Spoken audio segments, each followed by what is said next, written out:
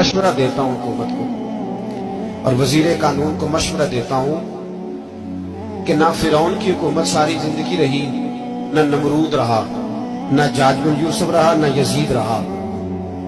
और यार दरबारी बन के हुक्मरानों की चापलूसी करते करते तुम यहां तक आ गए हो कि अब नबी पाक की इज्जत को आस डालना शुरू कर दिया है।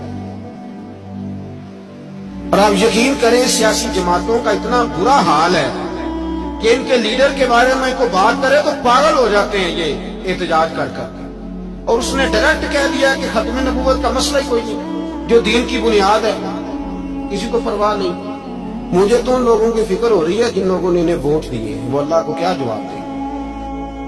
और ये अल्लाह माशाल्लाह सारी सियासी जमातें इस तरह। और मेरा वजीर कानून साहब को भी मशवरा है कि जिंदगी बड़ी थोड़ी है, बड़ी थोड़ी। अल्लाह सबको माफ करता है, अपने रसूल के गद्दारों को माफ नहीं करता। और यहां तुम्हारी गाड़ियों पे झंडे लगे हुए हैं, वहां भी तुम्हारे झंडे लगेंगे, पर इसलिए लगेंगे कि ये गद्दार है नामों से रिसालत। ये झंडे लगेंगे। शर्म करो और डर जाओ, बस कर दो। तुम्हारे मुंह में अब दांत पूरे नहीं रहे। कोई शुगर का मरीज है तो कोई ब्लड प्रेशर का, तो कोई हार्ट का, तो कोई कैंसर का। शर्म करो और अपनी कब्र की भी थोड़ी सी फिक्र करो। बताओ पाकिस्तान के कितने सदर गुजरे, वजीर आजम गुजरे, तो उनकी कब्रें कहां हैं? कोई जाता है उनकी कब्रों पे?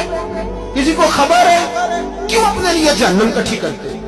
सारा कुछ दुनियादारी रह गई है, सारा कुछ सिर्फ यही रह गया। हजरत अबू बकर सरदार थे, हजरत उमर सरदार थे कबीले, हजरत उस्मान सरदार थे। उन्होंने सरदारियों को ठोकर मार के रसूलुल्लाह के कदमों में बैठना पसंद किया। सरदारियां छोड़ के गुलाम बन गए। तुम सरदारियां बचाने के लिए रसूलुल्लाह की गद्दारी करते हो, शर्म नहीं आती? और कौम शिकवा है मुझे इन लोगों से जो मौलवी तो कह देते हैं तू सियासत न कर, और किसी सियासतदान को मना नहीं करते कि जब तुझे सूरत फातिहा भी नहीं आती तो तुझे किसने इजाजत दी है इतनी बड़ी बात। और मैंने पिछले से पिछले जुम्मे भी कहा था, फिर कहता हूं और ऑन दी रिकॉर्ड कहता हूं, मरज़ई कल भी काफिर थे, आज भी काफिर और कयामत तक।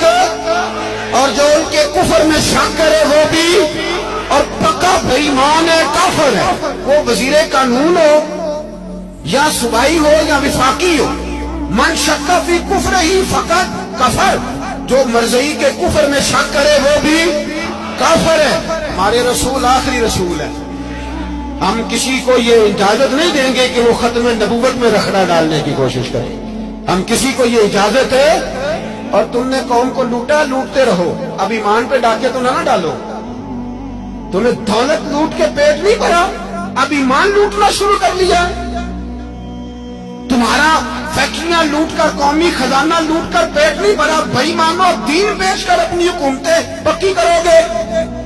और वो लोग भी तैयार हो जाएं जो इन बेईमानों को मुंतखब करते हैं, उनसे भी सवाल करेगा खत्म नबूवत का मौजू क़यामत के दिन कि तुम बताओ। इनको सपोर्ट करते थे जो रसूलुल्लाह सल्लल्लाहु अलैहि वसल्लम के बाद भी किसी नबी को नबी मानना दुरुस्त जानते थे। शर्म आनी चाहिए, ख्याल होना चाहिए। और मैंने कहा कि हमारा दिल नहीं चाहता, आप यकीन करें। तो हमें शौक है जुलूस निकालने का, तुम्हारे खिलाफ बातें करने का। तुमने रोज थर्मामीटर निकाला होता है, चेक करते हो कि ईमान कितना है कितना नहीं है। ये पाकिस्तान, ये पाकिस्तान अगर सूबा सिंध है तो हजरत अब्दुल्ला शाह गाजी का है, अगर बलोचिस्तान है तो हजरत बाबा अब्दुल रहमान का है, और अगर पेशावर है तो वो सूफिया का है, और अगर ये धरती पंजाब है तो ये दाता अली अजमेरी की है, ये बाबा फरीदुद्दीन की है। इसमें किसी गद्दार को कब्जा करने की इजाजत बिल्कुल नहीं मिलेगी। और हम वो लोग भी नहीं जो चुप करके अंदर सोते रहे, कौम जो करती है करती रहे, हमें परवाह नहीं। ना, ऐसी कोई बात नहीं। कोई बंदा ना समझे कि इन्हें होश नहीं, इन्हें पता नहीं, हमें सारा कुछ ही आता है। फिर अगर कल को कोई मुमताज कादरी पैदा हो गया तो शिकवा न करना। कल को फिर से आमर चीमा निकल आया तो शिकायत ना करना, याद रखना।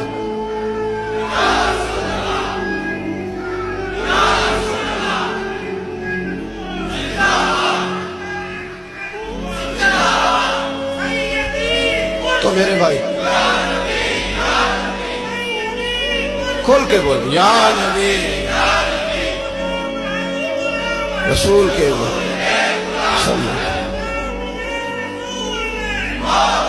تو یہ مشورہ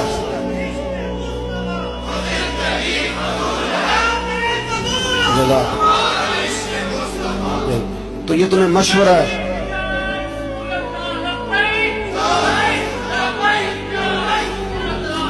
میری بات سن، یاد رکھیں یہ لوگ بعد میں پچھتاتے ہیں، پھر مناظرے کراتے پھرتے ہیں اس نے صحیح کیا کہ غلط کیا، پھر انہیں ہوش آتی ہے بعد میں، پھر ان کے ہواری نکل نکل کے میدانوں میں دلیلیں دیتے ہیں.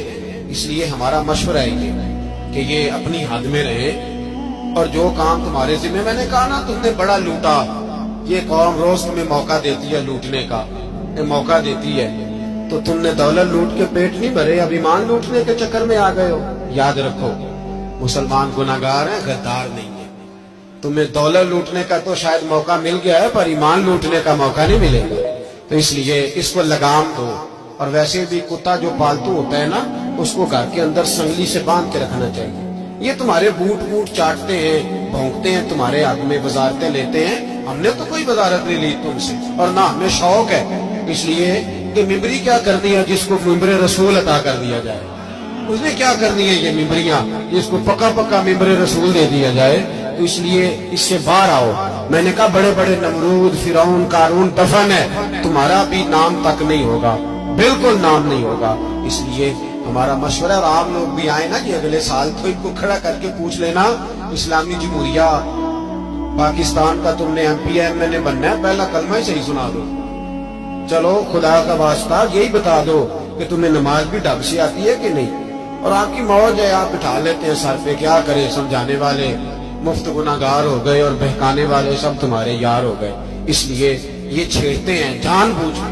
اور پھر جب کوئی ممتاز قادری علیہ رحمہ پیدا ہوتے ہیں، پھر انہیں دشواری ہوتی ہے، پھر ان کا جینا مشکل ہو جاتا ہے. یہ موقع دیتے ہیں، پتہ نہیں کس کے ایجنڈے پہ عمل کر رہے ہیں. میرا سوال یہ ہے، میں نے پچھلے جمعے پھر میرا سوال ہے کہ میں پوچھتا ہوں اس آدمی کو ضرورت کیا ہے ختم نبوت پر بات کرنے، جب امت مسلمہ کے متفق کا فیصلہ ہے کہ مرزئی کافر. اسمبلی نے بل پاس کر دیا کہ مرزئی، ان کو اقلیت قرار دے دیا، اور جب سے وہ اقلیت بنے نہ ہم نے ان کی عبادت گاہ جلائی، نہ ہم نے ان کو قبروں سے نکالا، نہ ہم نے، پر ٹھیک ہے جیسے عیسائی رہتے ہیں، یہودی سے کس ملک میں رہتے ہیں وہ بھی رہے، اقلیت بن کے رہے، کوئی پر تم انہیں کھینچ کھونچ کے کیوں قریب کرتے ہو؟ تمہارا کیا جرانہ ہے ان کے ساتھ؟ بتاؤ تو صحیح. ان لوگوں سے ان کو چاہیے اپنے منہ میں لگام ڈالیں، اور اگر نہیں ڈالیں گے پھر انشاءاللہ ڈالی جائے گی، اور بڑی تگڑی ڈلے گی، اور پھر ایسی ڈلے گی. سلمان تاثیر جب مرا تھا نا تو 5-5 لاکھ روپیہ مولویوں کو آفر کی جنازہ پڑھاؤ، 5-5 لاکھ روپیہ چھوٹے چھوٹے مولویوں کو. اور داتا صاحب کی مسجد کے خطیب بھی صوبائی جو تھے وہ خطیب تھے، ملازم تھے، انہوں نے کہا کہ ایمان نہیں بیچنا، نکالنا نوکری سے تو نکال دو.